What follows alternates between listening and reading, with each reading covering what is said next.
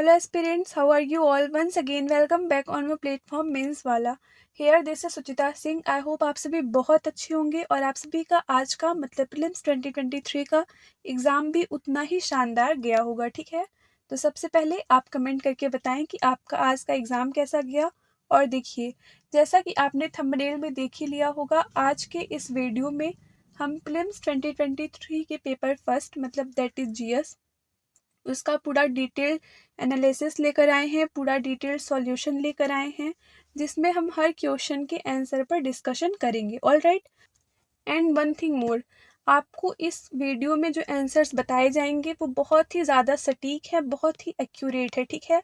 लेकिन ऐसा लगभग हर बार होता है कि जब आयोग की आंसर शीट आती है तो उसमें 3 से 4 क्वेश्चंस का वेरिएशन देखने को मिल जाता है, ठीक है। वेरिएशन इन द सेंस आप ये समझे कि जैसे उन्होंने कोई क्वेश्चन डिलीट कर दिए या फिर किसी क्वेश्चन का उन्होंने 2 आंसर मान लिया, तो इस तरह से आप 3 से 4 क्वेश्चंस का वेरिएशन देख सकते हैं। ऑल राइट, तो आप लगभग यहाँ पर 95-96 क्वेश्चंस को बिल्कुल सही मान सकते हैं। ये बहुत ही सटीक उत्तर आपको बताए जाएंगे। ओके, सो बिना देर करते हुए चलिए हम स्टार्ट करते हैं। पहला क्वेश्चन है, साइबर सुरक्षा में एक फायरवॉल का क्या उद्देश्य है? मतलब what is the purpose of firewall in cyber security? तो इस क्वेश्चन का right answer option B that is एक नेटवर्क की अनाधिकृत पहुंच को अवरुद्ध करना हो जाएगा। ओके, फिर अगला क्वेश्चन है, फ्लिपकार्ट, अलीबाबा, अमेजॉन किसके उदाहरण है? Option A C to B, option B C to C, option C B to C, option D B to B. तो यहाँ पर आप सभी का right answer option C that is B to C हो जाएगा, ठीक है। फिर उसके बाद अगला क्वेश्चन है, निम्नलिखित में से कौन सा साइबर हमले का एक प्रकार है जिसमें उपयोगकर्ता को संवेदनशील सूचना को जाहिर करने के लिए छल करना शामिल है? तो इस क्वेश्चन का right answer option A that is fishing हमला हो जाएगा, ठीक है। अब इतना हमारे पास अभी टाइम नहीं है कि हम इन क्वेश्चंस को डिटेल में एक्सप्लेन करें, इन पर डिस्कशन करें, ठीक है। तो अभी आप सिर्फ एक आंसर सीट टाइप से देख लीजिए कि आपके कितने क्वेश्चंस रॉन्ग है, कितने राइट है, कट ऑफ लगभग कितना जा सकता है। और बाकी देखिए, कट ऑफ पर डिस्कशन करने के लिए या फिर हमारे वीडियो लेक्चर्स, हमारे टेलीग्राम के पेड ग्रुप से, हमारे टेस्ट सीरीज से, क्विजेस से कितने क्वेश्चंस आए हैं, ये सब बताने के लिए आपको रात को 9 बजे लाइव आयुष सर जुड़ेंगे, ठीक है। तो अभी आप सिर्फ आंसर्स को देखते चले। ओके, फिर आपके पास अगला क्वेश्चन है, निम्नलिखित में से कौन सा ई प्रोक्योरमेंट पोर्टल नहीं है? Option A MP tenders, option B GeM, option C MP online, option D MP loon. तो यहाँ पर आपका राइट आंसर एमपी ऑनलाइन मतलब ऑप्शन सी हो जाएगा, ठीक है। फिर ई कॉमर्स का निम्नलिखित में से कौन सा लाभ है? ऑप्शन ए 24/7 कार्य करने की क्षमता, ऑप्शन बी सीमित पहुंच, ऑप्शन सी खरीदारी के अनुभव को व्यक्तिपरक करने की अक्षमता, ऑप्शन डी ऊंची परिचालन लागतें। तो इस क्वेश्चन का right answer option A that is 24/7 कार्य करने की क्षमता हो जाएगा, ठीक है। अब आप सभी कमेंट करके ये भी बताते जाएं कि आपने किस क्वेश्चन का क्या ऑप्शन टिक किया है, ठीक है। फिर क्वेश्चन 6, निम्नलिखित में से कौन सा इंटरनेट कनेक्शन का एक प्रकार है जो टेलीफोन लाइनों का प्रयोग करता है? तो यहाँ पर केबल, फाइबर ऑप्टिक्स, सैटेलाइट, ये तीनों ही रॉन्ग है, ठीक है। आपका option A that is DSL बिल्कुल करेक्ट है। चलिए हम एक बार इंग्लिश में भी इन क्वेश्चंस के आंसर्स को देख लेते हैं। What is the purpose of a firewall in cyber security? तो इसका बी हो जाएगा, to block unauthorized access to a network. Question number 2, Flipkart, Alibaba, Amazon are examples of C2B, C2C, B2C, B2B। तो इसका आंसर सी मतलब B2C हो जाएगा, ठीक है ना। और देखिए, अगर आपको क्वेश्चन इन सीक्वेंस में चाहिए तो आप प्लीज़ कहीं से सेट भी देख लें, ठीक है ना। हालांकि हमारे टेलीग्राम चैनल पर भी अवेलेबल है। फिर आपके पास अगला क्वेश्चन है, which of the following is a type of cyber attack that involves tricking users into revealing sensitive information? Option A that is phishing attack is correct. Okay, फिर अगला question है, which of the following is not an e procurement portal? इसका भी option C that is MP online correct है। Okay, फिर अगला है, which of the following is an advantage of e-commerce? Ability to operate 24/7. Which of the following is an internet connection that uses telephone lines? इसका option A that is DSL correct है। Okay, तो इस तरह से आपने 6 questions बहुत ही अच्छी तरह से कर लिए। ओके, फिर 7 है, वह प्रक्रिया जिसके द्वारा रिसीवर संदेश के स्रोत के द्वारा प्रयोग किए गए संकेतों की व्याख्या करता है। ऑप्शन ए सूचीकरण, ऑप्शन बी विसंकेतन, ऑप्शन सी संकेतीकरण, ऑप्शन डी ध्यान से सुनना। तो इसका आंसर विसंकेती मतलब डी कोडिंग हो जाएगा। ठीक है, इंग्लिश वाले बच्चे भी यहीं पर लिख ले, डी कोडिंग मतलब ऑप्शन बी बिल्कुल करेक्ट हो जाएगा। ठीक है, फिर अगला क्वेश्चन है, दूसरी पीढ़ी के कंप्यूटर में कौन से इलेक्ट्रॉनिक उपकरण का प्रयोग किया गया था? ऑप्शन ए निर्वात नालियां मतलब vacuum tube, option B VLSI, option C transistor, option D उपयुक्त में से कोई नहीं। तो यहाँ पर आपका option C that is transistor बिल्कुल करेक्ट हो जाएगा। फिर अगला क्वेश्चन है, निम्नलिखित में से कौन सा वेब ब्राउजर नहीं है? Option A Internet Explorer, option B Mozilla Firefox, option C Google Chrome, option D Yahoo. तो आई डोंट थिंक ये क्वेश्चन किसी ने गलत किया होगा, याहू वेब ब्राउजर नहीं है। ठीक है ना, और जहाँ तक मेरे को याद है तो शायद ये क्वेश्चन अपनी क्विज में भी था। ओके, सो नेक्स्ट क्वेश्चन इस चैट जीपीटी का विकास किसके द्वारा किया गया? अभी हाल में ही करंट अफेयर से जुड़ा हुआ है चैट जीपीटी। तो यहाँ पर चैट जीपीटी से क्वेश्चन किया गया है, गूगल ओपन एआई मतलब जो चैट जीपीटी है इसका विकास किसके द्वारा किया गया? ठीक है, तो गूगल के द्वारा, एआई के द्वारा, एप्पल के द्वारा, माइक्रोसॉफ्ट के द्वारा। तो यहाँ पर आप सभी का राइट आंसर ओपन एआई हो जाएगा। ठीक है, ना गूगल ने इसका विकास किया, ना एप्पल ने किया, ना माइक्रोसॉफ्ट ने किया। इसका राइट आंसर ओपन एआई हो जाएगा।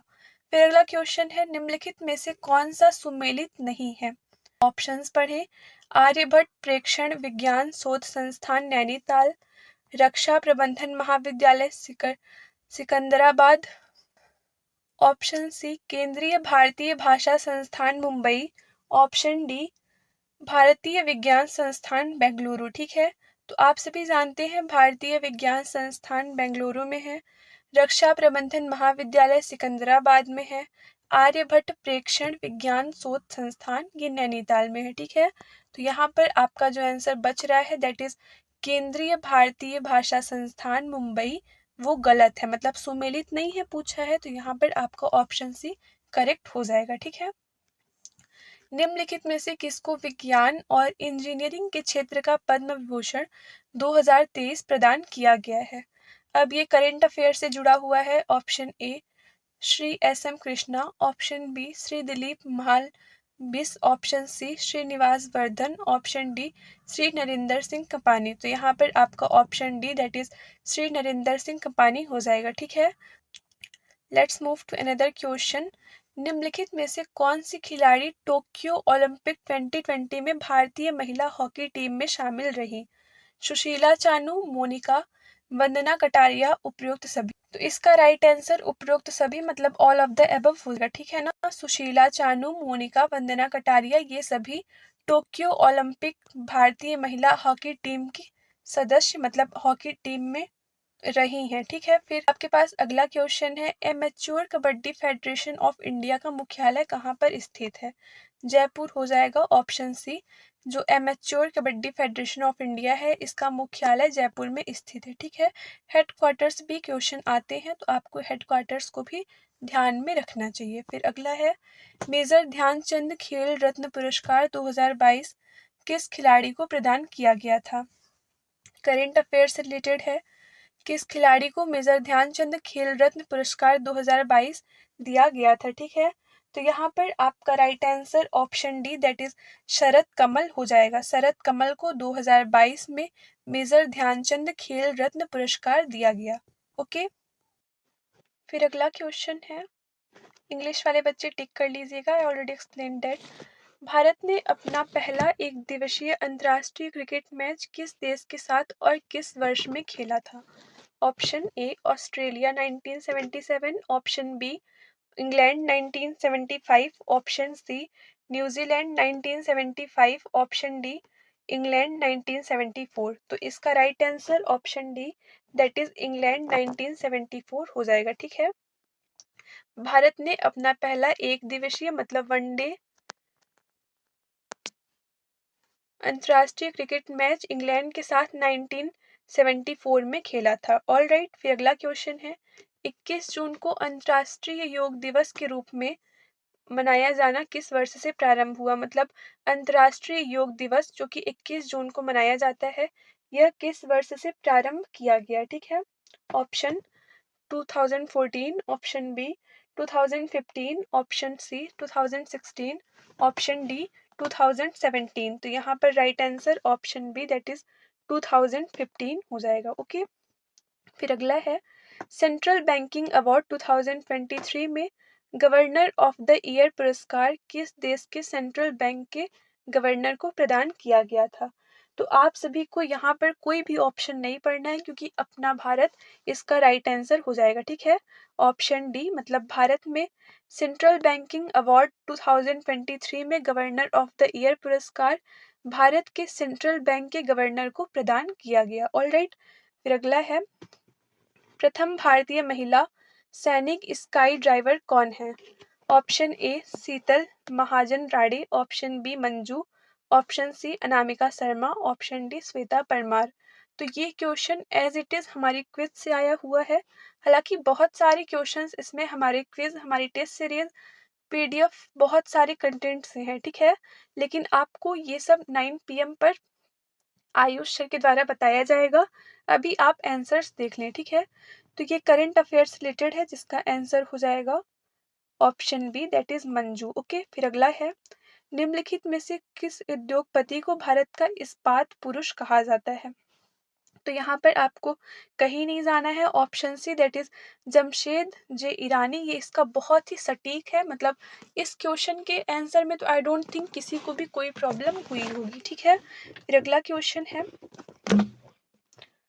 Wait a minute please. फिर अगला है चित्रकूट धार्मिक स्थल को किस एक अन्य नाम से भी जाना जाता है। Option A Jagatpuri, option B Ramsiya, option C Brahmapuri, option D Kakdai. अब देखिए इस क्वेश्चन का क्या है कि दो ऑप्शंस है, मतलब जगतपुरी और ब्रह्मपुरी, ठीक है। तो इनमें अभी डाउट है। हालांकि आप अभी जगतपुरी को राइट आंसर मान सकते हैं, लेकिन क्लैरिफिकेशन आपको शाम तक हम अपने ग्रुप में प्रोवाइड कर देंगे, ठीक है। फिर आपके पास अगला क्वेश्चन है मुकुल किसकी प्रसिद्ध साहित्यिक रचना है। अब ये यार 10th 12th के भी बच्चे करेक्ट कर लेंगे, है ना। मुकुल जो कि सुभद्रा कुमारी चौहान जी की साहित्यिक रचना है, ठीक है। तो इसमें ऑप्शंस पढ़ने की कोई नीड नहीं है क्योंकि सुभद्रा कुमारी चौहान की बहुत ही फेमस साहित्यिक रचना है मुकुल, ठीक है। फिर उसके पास अगला है ऐतिहासिक मंतगेश्वर मंदिर कहाँ स्थित है। उज्जैन, महेश्वर, खजुराहो, विदिशा। तो इसका राइट आंसर खजुराहो हो जाएगा, ठीक है। खजुराहो में ऐतिहासिक मंतगेश्वर मंदिर स्थित है। अब ये सब क्वेश्चन क्विज से हैं, ठीक है। अगर आप क्विज को आज भी जाके देखें तो ये क्वेश्चंस आपको क्विज में देखने को मिलेंगे। तो जिन बच्चों ने अच्छे से क्विज प्रैक्टिस की रही होगी उनके ये क्वेश्चंस तो बिल्कुल सही होंगे, ठीक है। फिर दीवार पर मिट्टी से बनाई जाने वाली नोह डोरा अलंकरण किस जनजाति की विशेषता है। यहाँ पर आपका राइट आंसर ऑप्शन डी मतलब गोंड हो जाएगा, ठीक है। गोंड जनजाति की ये विशेषता है। हालांकि कुछ बच्चों को यहाँ पर आंसर सहरिया भी लगा। अगर ऐसा कोई डाउट होता है तो एमपीपीएसएस के द्वारा ये क्वेश्चन डिलीट किया जा सकता है। हालांकि इसका श्योर शॉर्ट आंसर अभी गोंड ही है, ठीक है। अगर आपको भी कोई डाउट हो तो आप प्लीज हमें कमेंट सेक्शन में बताएं। ऑल राइट, फिर अगला क्वेश्चन है भीमा नायक का संबंध किस रियासत से था। तो देखिए भीमा नायक, त्यांता भील, ये सब ऐसी पर्सनैलिटीज हैं जिनसे हर ईयर लगभग क्वेश्चन आते ही हैं, ठीक है ना। मतलब ये ऐसी ट्राइबल पर्सनैलिटीज हैं जिनको आप किसी भी हाल में प्रीलिम्स के लिए तो बिल्कुल भी छोड़ नहीं सकते। तो क्वेश्चन आया है भीमा नायक का संबंध किस रियासत से था। बहुत ही इजी क्वेश्चन है। इसका right answer option B that is Barwani हो जाएगा, ओके। फिर अगला क्वेश्चन है जनजाति नेता सीताराम और रघुनाथ सिंह मंडलोई भिलाला अंग्रेज विरोधी क्रांति में कब शामिल हुए थे। इसका right answer option B that is 1857 हो जाएगा, ओके। 1857 के विद्रोह में जनजाति नेता सीताराम कंवर और रघुनाथ सिंह मंडलोई भिलाला अंग्रेज विरोधी क्रांति में शामिल हुए थे। ठीक है, फिर अगला क्वेश्चन है, सागर के आंचलिक क्षेत्रों में दीपावली के अवसर पर कौन सा लोक नृत्य प्रचलित है? सागर के आंचलिक क्षेत्रों में दीपावली के अवसर पर कौन सा लोक नृत्य प्रचलित है? ठीक है, तो इसका right answer option B that is मांडल्या हो जाएगा। फिर आपके पास अगला क्वेश्चन है, रामचंद्रिका किसकी प्रसिद्ध रचना है? तो देखिए, रामचंद्रिका हो या फिर अभी जो आपके प्रीवियस क्वेश्चन में पूछा था दैट इज मुकुल, ये सब बहुत ही फेमस है। ठीक है, तो ये क्वेश्चंस आपको बिल्कुल गलत नहीं करके आने हैं। तो इसका right answer option C that is Keshav Das हो जाएगा। फिर स्वतंत्रता आंदोलन में निवाड़ी जिले की थौना लुहारी गोलीकांड की घटना कब घटित हुई? ये हिस्ट्री से संबंधित है। Option A 1922, option B 1931, option C 1939, option D 1942।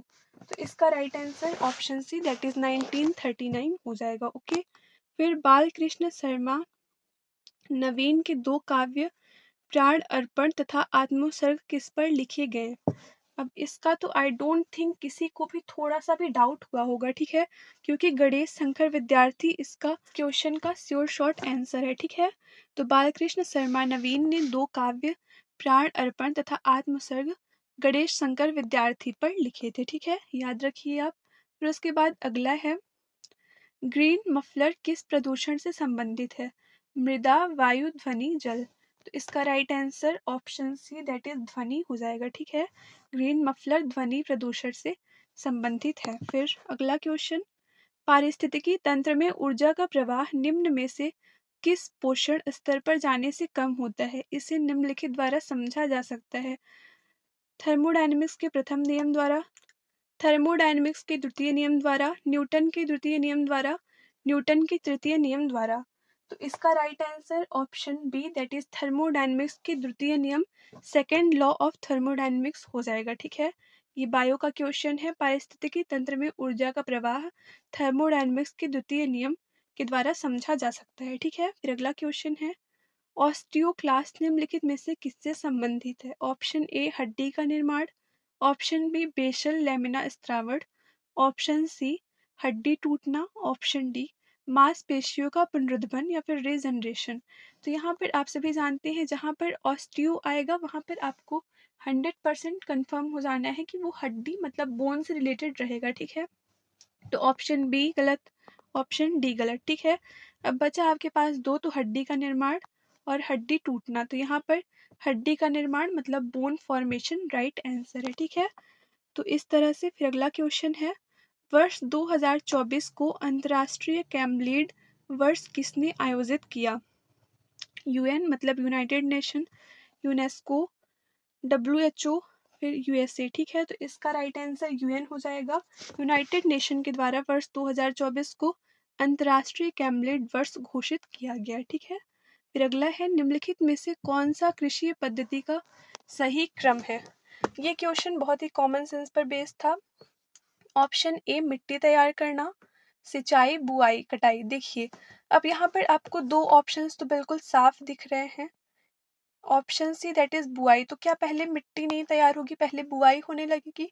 ऐसा नहीं पॉसिबल है, तो ऑप्शन सी गलत है। ठीक है, फिर उसके बाद ऑप्शन ए दैट इज मिट्टी तैयार करना, फिर क्या मिट्टी तैयार करने के बाद सिंचाई होगी? तो ये भी गलत है, क्योंकि डायरेक्टली सिंचाई थोड़ी ना होगी। सिंचाई तो लास्ट स्टेज होता है ना, जब मतलब फसल एकदम रेडी हो जाती है तब का। फिर उसके बाद मिट्टी तैयार करना देन सिंचाई, तो ये भी गलत है।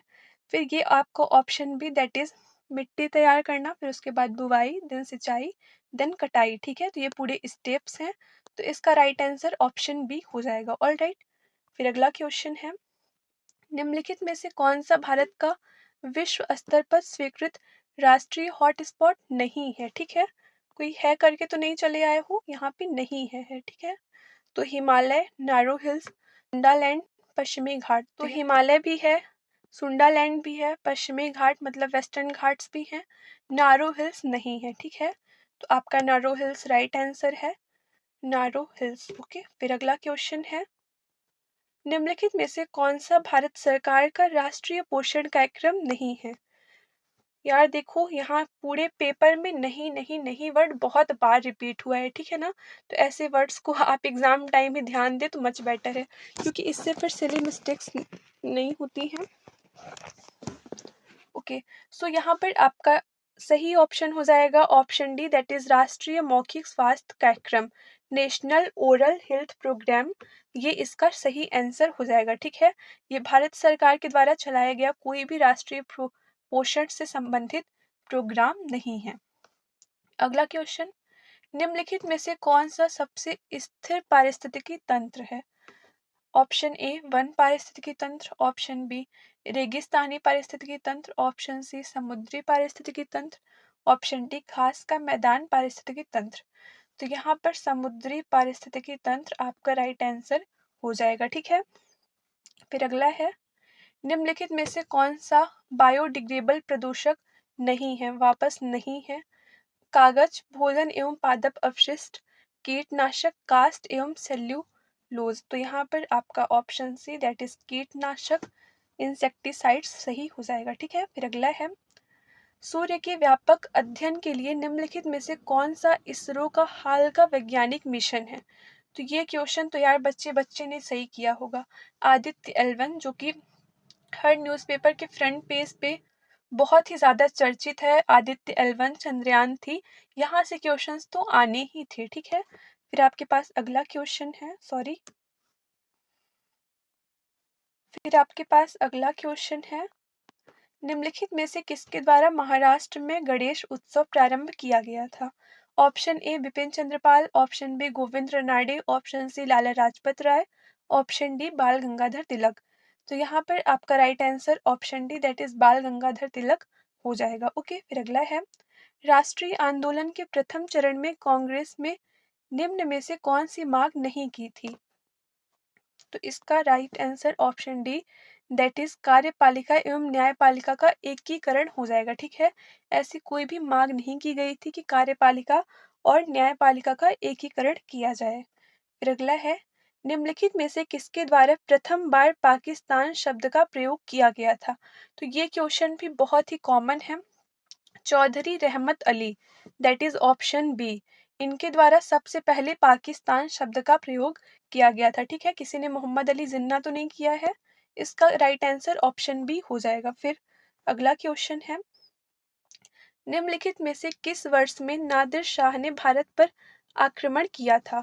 ये क्वेश्चन इंडियन हिस्ट्री से आते हुए, तो इसका right answer option D, that is 1739 हो जाएगा, ठीक है? 1739 में नादिर शाह ने भारत पर अटैक किया था। फिर अगला क्वेश्चन है, शकु पर विजय उपरांत चंद्रगुप्त सेकंड ने निम्नलिखित में से किस धातु के सिक्के प्रचलित किए थे? तो इसका right answer option B, that is चांदी सिल्वर हो जाएगा, ठीक है? सिल्वर के सिक्के शकु पर विजय के उपरांत चंद्रगुप्त द्वितीय ने प्रचलित किए थे, ठीक है? याद रहेगा। फिर अगला है, निम्नलिखित में से किस वर्ष में लॉर्ड विलियम बेंटिक द्वारा प्रेस स्वतंत्रता प्रदान की गई? Option 1832, option B 1833, option C 1834, option D 1835। तो यहाँ पर आपका right answer option D, that is 1835 हो जाएगा, ठीक है? फिर अगला है, आयु मंजूश्री मूलकल्प निम्नलिखित में से किससे संबंधित है? तो आप सभी जानते हैं आयु मंजूश्री मूलकल्प महायान से संबंधित है, ठीक है? महायान अब किसकी शाखा है, महायान और हीनयान? ये आप कमेंट करके बताएंगे, ठीक है? फिर अगला, ओके, फिर यहाँ पे आपके पास अगला क्वेश्चन है, निम्नलिखित में से कितनी रियासतें 15 फरवरी 1948 को सौराष्ट्र संघ में मिलाई गई थी? तो इसका right answer option C, that is 222 हो जाएगा, ठीक है? 222 रियासतें 15 फरवरी 1948 को सौराष्ट्र संघ में मिलाई गई थी। ऑप्शन, सॉरी, क्वेश्चन 49, वर्ष 1948 में बुंदेलखंड एवं बघेलखंड को जोड़कर कौन सा प्रदेश अस्तित्व में आया था? तो ये बहुत ही कॉमन क्वेश्चन है। इसका right answer option B, that is Vindhya Pradesh हो जाएगा, ठीक है? किसी को इस क्वेश्चन में डाउट तो नहीं है? फिर अगला है, अगला क्वेश्चन है, किस अधिवेशन में कांग्रेस नरम एवं गरम दल में विभाजित हो गई? मतलब किस अधिवेशन के अंतर्गत कांग्रेस गरम और नरम दल में विभाजित हुई, ठीक है। मुंबई अधिवेशन, सूरत अधिवेशन, कलकत्ता अधिवेशन, नागपुर अधिवेशन। तो यहाँ पर आपका right answer option B that is Surat हो जाएगा। ऑल राइट, तो इस तरह से हमने 50 क्वेश्चंस के आंसर्स को देख लिए हैं। इसमें लगभग आपका जो चित्रकूट वाला क्वेश्चन है उसमें थोड़ा सा डाउट है, हम आपको रात तक में वो क्लैरिफाई करके दे देंगे, ठीक है। फिर चलिए हम आगे बढ़ते हैं। आपके पास 51 क्वेश्चन नंबर है। निम्नलिखित में से कौन सा अधिकार राष्ट्रीय मानव अधिकार आयोग के दायरे में नहीं आता है। अब देखिए कमीशन से क्वेश्चन है। समानता से संबंधित अधिकार, जीवन से संबंधित अधिकार, स्वतंत्रता से संबंधित अधिकार। तो यहाँ पर बहुत ही इजीली आप एलिमिनेट करके क्वेश्चन का राइट आंसर देख सकते हैं, ठीक है। देखिए राष्ट्रीय मानव अधिकार मतलब आप समझ सकते हैं जो मानव के अधिकार से संबंधित हो। तो समानता का अधिकार ऑब्वियसली मानव से रिलेटेड है। जीवन का अधिकार मतलब जीवन से संबंधित जो अधिकार है वो भी इसी आयोग के दायरे में आते हैं, ठीक है। फिर स्वतंत्रता मतलब किसी भी मनुष्य की स्वतंत्रता को सुरक्षित रखना भी राष्ट्रीय मानव अधिकार आयोग के दायरे में आता है। लेकिन शिक्षा शिक्षा से संबंधित अधिकार राष्ट्रीय मानव अधिकार आयोग के दायरे में नहीं आता है, ठीक है ना। नहीं दिख रहा है ना, नहीं आता है, ओके। फिर अगला है राष्ट्रीय अनुसूचित जनजाति आयोग के अध्यक्ष और उपाध्यक्ष के अतिरिक्त सदस्यों की कुल संख्या कितनी होती है। अब कुल संख्या कितनी होती है, यहाँ ये क्वेश्चन डायरेक्टली क्विज से आया हुआ है, ठीक है। तो प्लीज आप सभी छोटे छोटे एफर्ट्स को बिल्कुल इग्नोर ना करें। आपने जो दिन में 15-20 मिनट हमारी क्विज को दिया वो बिल्कुल आज के एग्जाम के बाद आपको उसकी वैल्यू समझ में आ रही होगी, ठीक है ना। तो इस तरह से ये क्वेश्चन आपका हमारी क्विज से है। इसका answer option C that is 3 सदस्य हो जाएगा, ठीक है। फिर आपके पास अगला क्वेश्चन है राष्ट्रीय हरित अधिकरण मतलब नेशनल ग्रीन ट्रिब्यूनल का मुख्यालय कहाँ स्थित है। अब 2 क्वेश्चन हेडक्वार्टर से हो गए, ठीक है। तो यहाँ पर एनजीटी का मुख्यालय न्यू दिल्ली मतलब ऑप्शन बी करेक्ट हो जाएगा, ठीक है। फिर आपके पास अगला है भारत के नियंत्रक एवं महालेखा परीक्षक अधिकतम कितने वर्षों के लिए अपना पद धारण करते हैं। अब फिर I am saying that this question is directly from our quiz, ठीक है। ये क्वेश्चन एज इट इज हमारी क्विज से लिया गया है। इसका right answer option C that is 6 वर्ष हो जाएगा। इनका कोई भी ऐसा प्रोविजन नहीं है कि ये प्रेसिडेंट के प्लेजर तक अपना पद धारण करेंगे, ठीक है। फिर अगला है सिविल सेवा परीक्षा की समीक्षा हेतु संघ लोक सेवा आयोग ने जुलाई 2000 में किसकी अध्यक्षता में एक समिति का गठन किया था। तो यहाँ पर आपका ऑप्शन डी दैट इज अलग समिति मतलब प्रोफेसर योगिंदर कुमार अलग राइट हो जाएगा, ठीक है। 46 क्वेश्चन नंबर 12वें वित्त आयोग के अध्यक्ष कौन थे। तो इसका right answer doctor C Rangarajan हो जाएगा, ठीक है। आयोग से बहुत ही नॉर्मल क्वेश्चंस आते हैं तो आप ये सब तो बिल्कुल सही करके आए होंगे, आई होप सो। अगला क्वेश्चन है राष्ट्रीय महिला आयोग के कार्य निर्दिष्ट है मतलब कहाँ पर राष्ट्रीय महिला आयोग के कार्य दिए हुए हैं, ठीक है। ऑप्शन राष्ट्रीय महिला आयोग अधिनियम 1990 की धारा 12 मतलब यहाँ पे सेक्शन से रिलेटेड क्वेश्चन है। राष्ट्रीय महिला आयोग अधिनियम 1990 की धारा 15, राष्ट्रीय महिला आयोग अधिनियम 1990 की धारा 10, राष्ट्रीय महिला आयोग अधिनियम 1990 की धारा 3। तो यहाँ पर right answer option C that is राष्ट्रीय महिला आयोग की अधिनियम 1990 की धारा 10 हो जाएगा, ठीक है। फिर अगला है निम्नलिखित में से भारतीय संविधान का कौन सा अनुच्छेद लोक सेवा आयोग के व्यय से संबंधित है। आप प्लीज आएं और क्विज को चेक करें, ठीक है ना। ये क्वेश्चन भी एज इट इज पूरा क्विज से लिया गया है। अब आज उन बच्चों को क्विज की वैल्यू समझ में आ रही होगी जिन्होंने डेली अपने शाम के सुबह के 15-20 मिनट सिर्फ हमारी क्विज को दिए, ठीक है। तो आज फिर यहाँ पे आप देख सकते हैं बहुत सारे क्वेश्चन एज इट इज हमारी क्विज से आए हुए हैं, ठीक है। तो इसका right answer option C that is article 322 हो जाएगा। यहाँ से आपके लोक सेवा आयोग के व्यय से संबंधित प्रोविजन दिए हुए हैं। फिर 59 योजना आयोग के स्थान पर एक नई संस्था नीति आयोग का गठन कब किया गया। Again this question is from our quiz, okay. अब बेसिकली यहाँ पे बहुत से क्वेश्चन हमारी टेस्ट सीरीज हमारे पीडीएफ कंटेंट जो भी हैंड रिटन फैक्ट आपको प्रोवाइड किए गए थे उससे भी होंगे, ठीक है। तो इस क्वेश्चन का आंसर तो ऑलमोस्ट 100% बच्चों ने सही किया होगा कि सी मतलब 1 जनवरी 2015 को हमारे तत्कालीन प्रधानमंत्री नरेंद्र मोदी जी के द्वारा योजना आयोग के स्थान पर नीति आयोग का गठन किया गया। ठीक है, फिर अगला है खाद्य संरक्षण आयोग निम्नलिखित में से किस अधिनियम के अंतर्गत स्थापित एक वैधानिक निकाय है?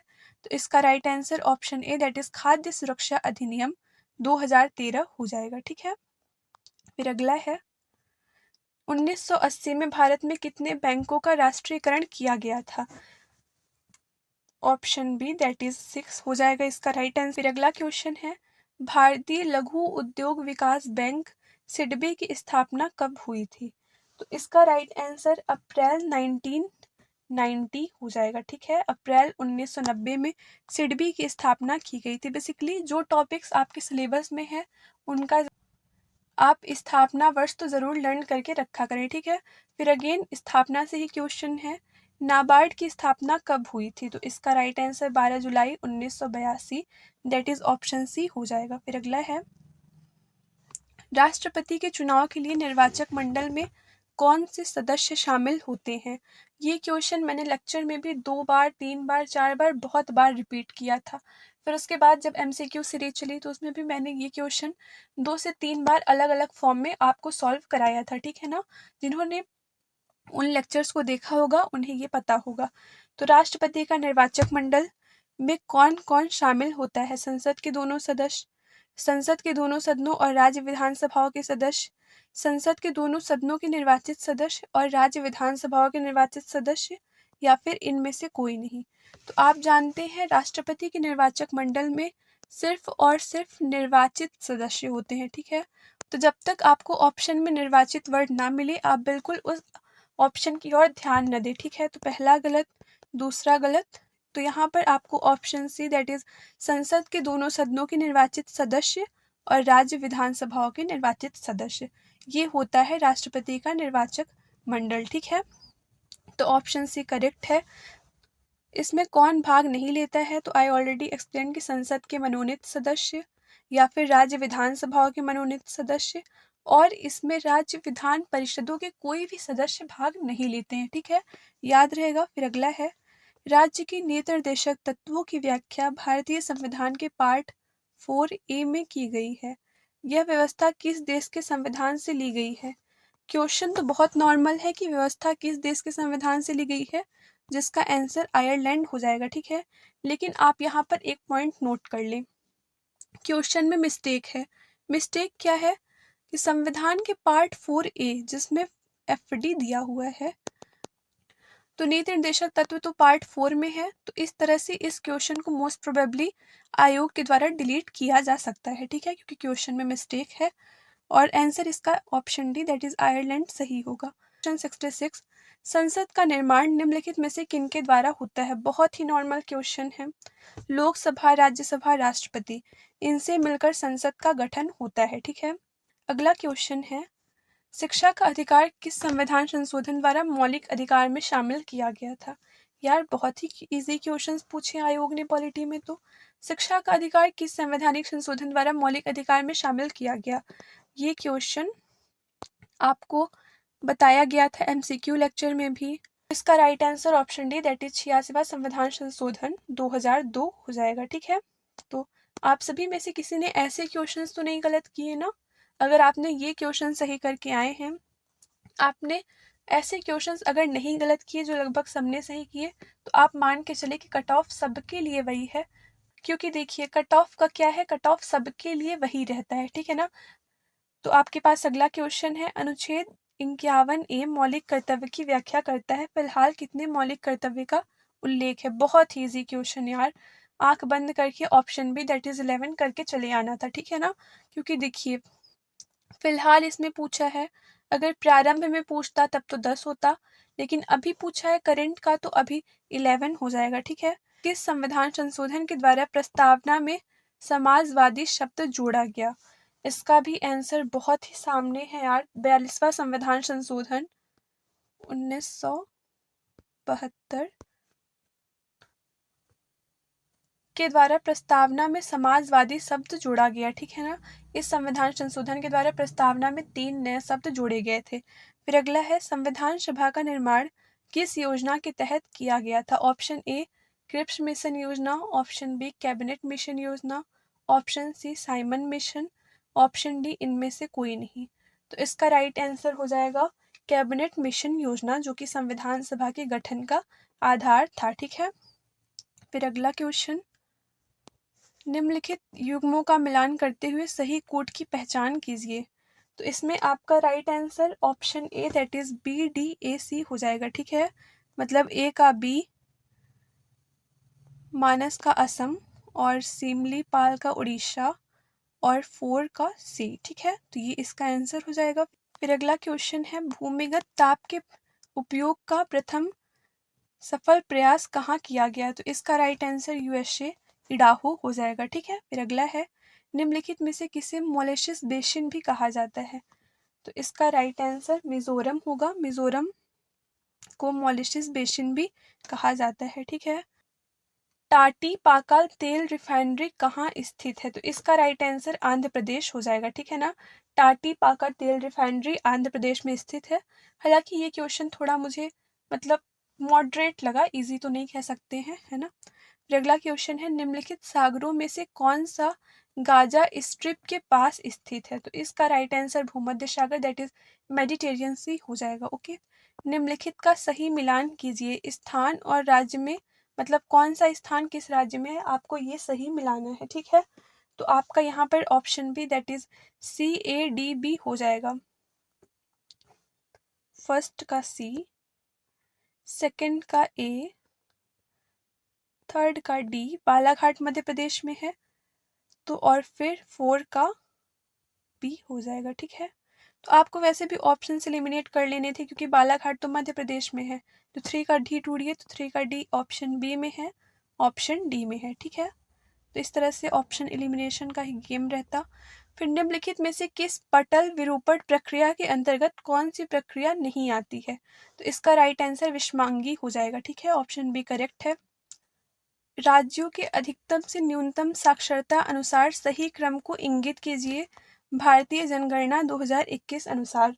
तो इसका right answer option D that is Kerala, Mizoram, Goa, Tripura हो जाएगा। ठीक है ना, इसका आपको बहुत ही शानदार एक फ्लो चार्ट भी हमारे ग्रुप में प्रोवाइड किया गया था, और अभी कल ही हमारे ग्रुप में एक रिसेंट न्यू PDF भी जनगणना का दिया गया था। ठीक है, इसके अलावा आयुष सर का एक लेक्चर भी है, तो आप वहां से इस क्वेश्चन को डायरेक्टली इजिली कैच कर सकते थे। ठीक है, फिर अगला है, नासिक जिले में त्रिम्बक पहाड़ियों से निकलने वाली इनमें से कौन सी नदी है। तो इसका right answer option D that is Vaitarna हो जाएगा। फिर ऑप्शन क्वेश्चन नंबर 80, निम्नलिखित में से कौन सी वायुमंडलीय परत जलवायु और मौसम में भी सभी परिवर्तनों के लिए जानी जाती है। ऑप्शन ए बाह्य वायुमंडल, ऑप्शन बी समताप मंडल, ऑप्शन सी मध्य मंडल, ऑप्शन डी क्षोभ मंडल। तो यहाँ पर आपका राइट आंसर क्षोभ मंडल मतलब ऑप्शन डी हो जाएगा। ठीक है, निम्नलिखित में से कौन सा थर्मल पावर स्टेशन अनूपपुर जिले के चचाई में स्थित है। ठीक है, option A Satpura power station, option B Amarkantak power station, option C Bansagar power station, option D इनमें से कोई नहीं।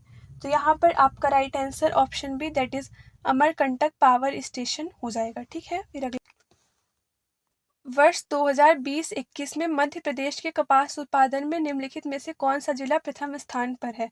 तो इसका राइट आंसर बी मतलब खरगोन हो जाएगा। फिर अगला है, बुनियादी सड़क संख्यांकी वर्ष 2018-19 के अनुसार मध्य प्रदेश के सड़क मार्गों के संबंध में निम्नलिखित में से कौन सा कथन सही नहीं है। ऑप्शन ए राष्ट्रीय राजमार्ग की लंबाई 8000 किलोमीटर से अधिक है, ऑप्शन बी राज्य राजमार्ग की लंबाई 11000 किलोमीटर से अधिक है, ऑप्शन सी जिला सड़क मार्ग की लंबाई 50,000 किलोमीटर से अधिक है, ऑप्शन डी सड़क घनत्व में यह राज्य देश में प्रथम स्थान पर है। तो आपका ऑप्शन डी दैट इज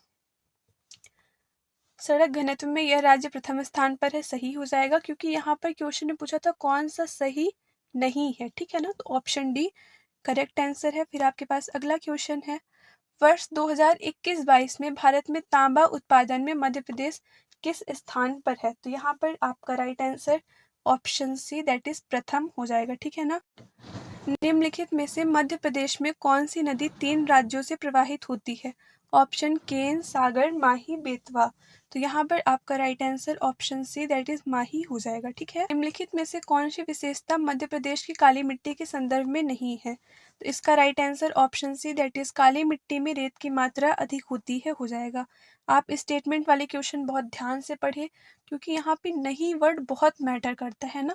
तो इस तरह के क्वेश्चन आई होप आप सभी में से किसी ने गलत नहीं किए हो। फिर अगला है, पूर्णा नदी निम्नलिखित में से किसकी सहायक नदी है? तो इसका right answer option B that is Tapti हो जाएगा। ओके, फिर अगला है, मध्य प्रदेश की जलवायु के संदर्भ में निम्नलिखित में से कौन सा कथन सही नहीं है? मध्य प्रदेश की जलवायु उष्णकटिबंधीय है, बिल्कुल सही है। यह राज्य मानसूनी जलवायु के अंतर्गत आता है, बिल्कुल सही है। कर्क रेखा इसके मध्य से निकलती है। तो आप सभी ने अगर पढ़ा होगा तो कर्क रेखा मध्य प्रदेश के बिल्कुल मध्य से निकलती है ना। तो इस तरह से आपका ऑप्शन सी दैट इज राज्य के दक्षिण भाग में शीतोष्ण कटिबंधीय जलवायु पाई जाती है, ये नहीं होगा। ठीक है, तो इस तरह से ऑप्शन सी सही है। फिर अगला है, मध्य प्रदेश में किस प्रकार के वन नहीं पाए जाते हैं? उष्णकटिबंधीय आर्द्र पतझड़ वन, अप आर्द्र पहाड़ी वन, कांटेदार वन, अल्पाइन वन। तो इसका right answer option D that is alpine हो जाएगा। ठीक है, अल्पाइन वन मध्य प्रदेश में नहीं पाए जाते हैं। फिर अगला है, बीजागढ़ की पहाड़ी निम्नलिखित में से किस पर्वत श्रेणी में स्थित है? तो कल का ही जो आयुष सर का लेक्चर था, जिसमें उन्होंने कंपाइल करके अच्छे से प्रीवियस पेपर्स को डिटेल में डिस्कस किया था, उसमें से ही ये क्वेश्चन आया हुआ है। ठीक है, तो इस क्वेश्चन का right answer option A that is Satpura श्रेणी हो जाएगा। फिर अगला क्वेश्चन है, तांत्या मामा आर्थिक कल्याण योजना का उद्देश्य क्या है?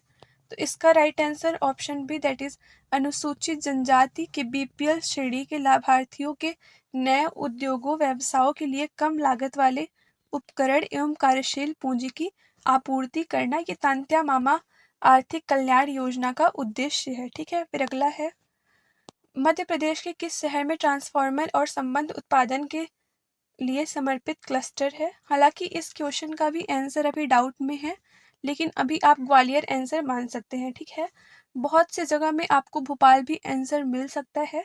अगर हमें कुछ क्लैरिफिकेशन मिलेगा तो हम ज़रूर आपको रात तक अपडेट कर देंगे। ऑलराइट, व्यवसाय सुधार कार्य योजना बिजनेस रिफॉर्म एक्शन प्लान 2020 के लिए राज्यों के मूल्यांकन में मध्य प्रदेश का प्रदर्शन कैसा रहा? तो इस क्वेश्चन का राइट आंसर मध्य प्रदेश को अचीवर्स का दर्जा दिया गया है। ठीक है, तो option D that is Madhya Pradesh को अचीवर्स का दर्जा दिया गया है, ये सही हो जाएगा। ठीक है, मतलब देखिए 2020 से भी रिलेटेड क्वेश्चन यहाँ पर पूछे जा रहे हैं। ठीक है ना। तो फिर अगला है, मध्य प्रदेश के निम्नलिखित जिलों को 2011 की जनगणना के अनुसार उनकी दशकीय जनसंख्या वृद्धि दर 2001 से 2011 के क्रम में निम्नतम से उच्चतम तक व्यवस्थित करें।